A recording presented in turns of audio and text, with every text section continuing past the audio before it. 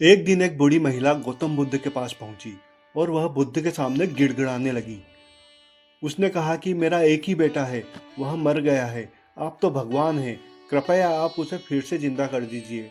महिला की बातें सुनकर बुद्ध ने कुछ सोच विचार किया और फिर बुद्ध बोले कि इसके लिए तुम्हें गांव के किसी एक घर से एक मुट्ठी सरसों के दाने लेकर आने होंगे। लेकिन एक बात ध्यान रखना, घर ऐसा हो जहां कभी किसी की मृत्यु नहीं हुई हो। महिला बेटे के मरने से बहुत दुखी थी। उसे एक उम्मीद मिल गई कि मेरा बेटा अब जिंदा हो सकता है। बुद्ध की बात मानकर वह गांव की ओर निकल गई। घर घर जाकर उसने एक मुट्ठी सरसों के दाने मांगने शुरू कर दिए। महिला घर घर जाकर पूछ रही थी कि अगर इस घर में किसी की मृत्यु नहीं हुई हो तो कृपया मुझे एक मुट्ठी सरसों के दाने दे दीजिए। महिला जहां जहां जाती वहां उसे ये जवाब मिलता कि उनके घर में किसी न किसी की मृत्यु हुई है। किसी के घर में पिता, किसी के घर में माता, किसी की पत्नी तो किसी के पति और किसी की संतान की मृत्यु हो चुकी है। पूरे गांव के एक एक घर में महिला ने सरसों के दाने मांगे, लेकिन उसे सफलता नहीं मिली। अंत में उसे समझ आ गया कि बुद्ध ने उसे ऐसा करने के लिए क्यों कहा है। महिला समझ चुकी थी कि मृत्यु तो अटल है और सभी को एक दिन मरना ही है। जब वह बुद्ध के पास लौटकर आई तो उसका मन शांत हो चुका था। बेटे के मरने का दुख था, लेकिन उसकी व्याकुलता खत्म हो गई थी। इसके बाद वह महिला बुद्ध की शिष्या बन गई। इस प्रसंग में बुद्ध ने संदेश दिया है कि हर व्यक्ति को एक न एक दिन मरना ही है, मृत्यु तय है। इसीलिए किसी के मरने पर बहुत ज़्यादा शोक नहीं करना चाहिए। अपनी मृत्यु को लेकर भी हमें मन में डर नहीं रखना चाहिए। दुखी होकर वर्तमान खराब न करें, आनंद के साथ हर पल को जिएं। खुश रहेंगे तो सभी आपके आसपास के लोग भी खुश रहेंगे। बुद्ध अपने शिष्यों के साथ किसी जंगल से गुजर रहे हैं। घना जंगल है, हवा बह रही है। दोपहर का समय है, गर्मी काफी अधिक है, जंगल में कोई दिखाई नहीं दे रहा। बुद्ध के चेहरे पर शांति के भाव हैं, लेकिन थकान भी झलक रही है। चलते चलते बुद्ध को प्यास लगती है। वे रुकते हैं, गहरी सांस लेते हैं और अपने प्रिय शिष्य आनंद से कहते हैं, आनंद, मुझे बहुत प्यास लगी है। पास में ही एक तालाब है, वहां जाकर पानी ले आओ। आनंद तालाब के पास पहुंचते हैं। आनंद ने देखा कि कुछ जानवरों ने पानी का तालाब गंदा कर दिया है। पानी में कीचड़ दिखाई देने लगा है। गंदा पानी देखकर आनंद निराश होकर बुद्ध के पास लौट आते हैं और बुद्ध से कहते हैं कि तथागत, कुछ जानवरों ने पानी गंदा कर दिया है, पीने योग्य नहीं है। बुद्ध ने मुस्कान के साथ कहा, आनंद, तुम एक बार फिर वहां जाओ, लेकिन इस बार बस पानी किनारे बैठ जाना, कुछ देर इंतजार करना, फिर देखना। आनंद बुद्ध की बात मानकर तालाब के पास जाकर बैठ जाते हैं। धीरे धीरे पानी की हलचल शांत होने लगती है। कुछ समय बाद कीचड़ नीचे बैठ जाता है और पानी एकदम साफ हो जाता है। आनंद खुशी से पानी भरते हैं और बुद्ध के पास लौट आते हैं। आनंद पानी लाकर बुद्ध को देते हैं। बुद्ध ने मुस्कान के साथ कहा कि आनंद, जीवन में कई बार ऐसी ही हलचल होती है जिससे हमें कुछ भी स्पष्ट दिखाई नहीं देता, लेकिन यदि हम धैर्य से काम लेंगे, शांति के साथ सोच विचार करेंगे तो समय के साथ सब साफ हो जाता है। इसी तरह बुरे समय में हमें धैर्य बनाए रखना चाहिए।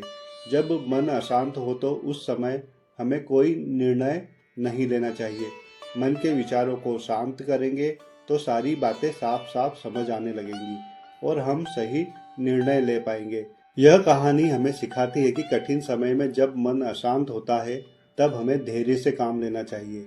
हमें घबराने की जरूरत नहीं है। जल्दबाजी करने से बचना चाहिए। शांति से परिस्थिति को समझना चाहिए। जैसे कुछ देर बाद तालाब का पानी स्वच्छ हो जाता है, ठीक वैसे ही कुछ समय बीतने के बाद हमारा मन भी शांत हो जाता है और तब हमें समस्याओं के समाधान समझ आने लगते हैं। एक दिन गौतम बुद्ध अपने शिष्यों और अन्य लोगों को उपदेश दे रहे थे। सत्संग में काफी लोग बैठे हुए थे। भीड़ में से एक व्यक्ति उठा और उसने बुद्ध से पूछा कि तथागत, मैं जब ध्यान करने बैठता हूँ तो मेरा मन ध्यान में नहीं लगता है, एकाग्रता नहीं बन पाती है। कृपया बताइए, मैं ध्यान कैसे करूं? बुद्ध के साथ ही सत्संग में बैठे हुए लोगों ने भी ये प्रश्न सुना।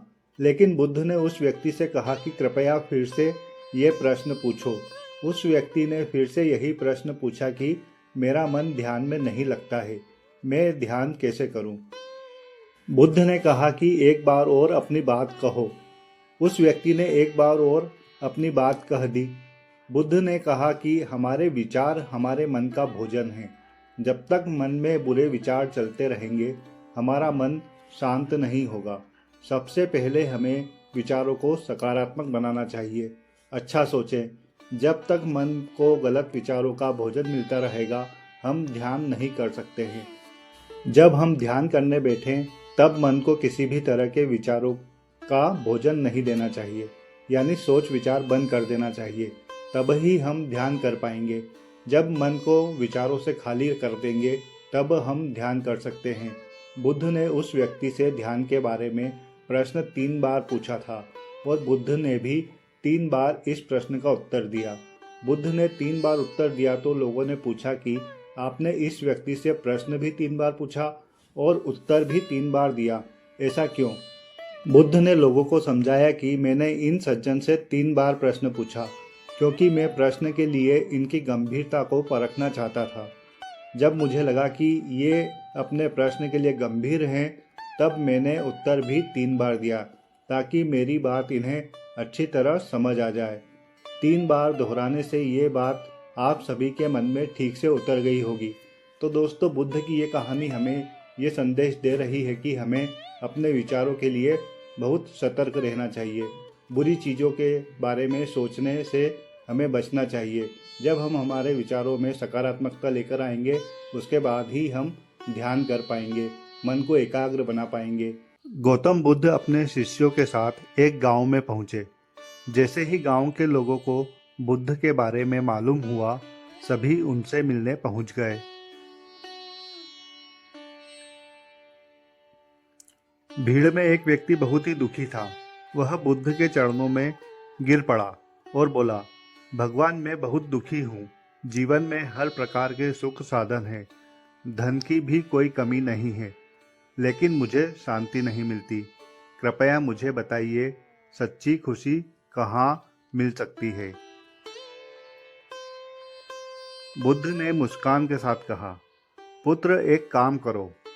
पास ही फूलों की एक बगिया है, वहाँ से सबसे सुंदर फूल चुनकर ले आओ। लेकिन कुछ शर्तें हैं। जो फूल एक बार चुनोगे, उसे बदल नहीं सकते। जो फूल छोड़ दिया है, उसे दोबारा चुन नहीं सकते। आगे बढ़ने के बाद तुम पीछे की ओर नहीं आ सकते। तुम्हें सिर्फ आगे की ओर बढ़ना है।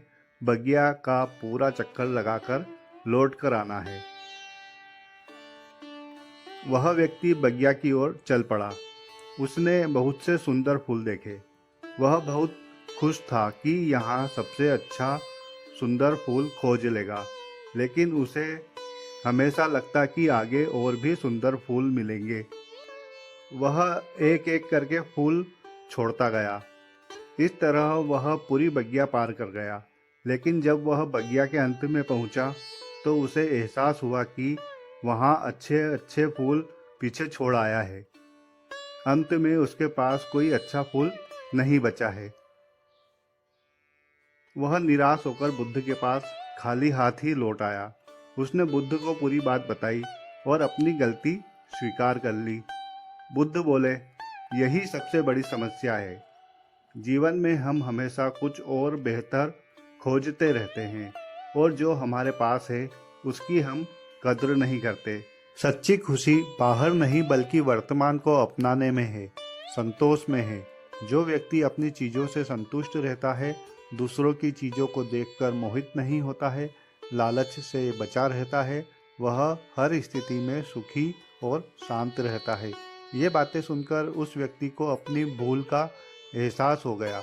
उसने उसी क्षण अपने जीवन को बदलने का संकल्प किया।